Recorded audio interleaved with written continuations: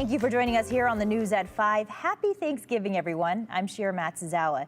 And Thanksgiving is a time for remembering what you're thankful for. And hundreds of Treasure Valley families can be thankful for support from the community today. As many celebrate the holiday, our Jude Binkley went to some of the places that are giving back. Jude. Well, Shira, we stopped by two Treasure Valley restaurants who are serving up free meals to give back to the community in the spirit of Thanksgiving. Deja Brew Bistro in Meridian served Thanksgiving dinner to almost 600 people today.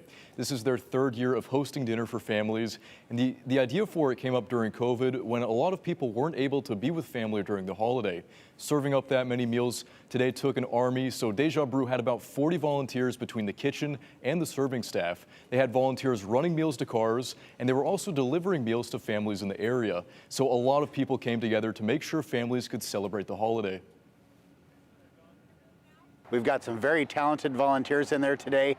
Everybody's just having a great time listening to music and doing what we chefs do best, and that's feeding people. It's the individual people that we talk to, all, for like the last week that have been calling and registering and that come in and pick up their meals.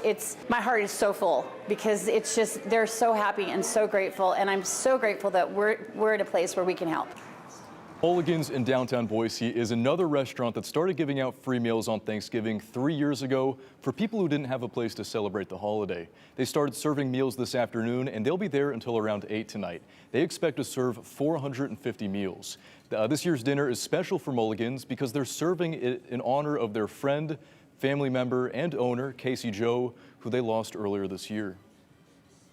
It feels great. Our old owner, Casey, she had a lot of fun doing this kind of stuff. We did this, and then after this, we always worked towards the Women and Children's Alliance for all the donations that helped with the food and then anything on top of that.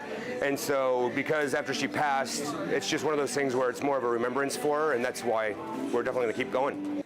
Now, Mulligans is naming their dinner the Casey Joe Commemorative Dinner to take care of the public like how she had in the past. Now, both restaurants I spoke with say they expect to serve more meals this year than last year.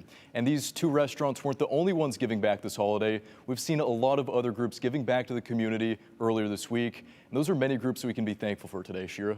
Yeah, and you can read all about those right now at ktvb.com.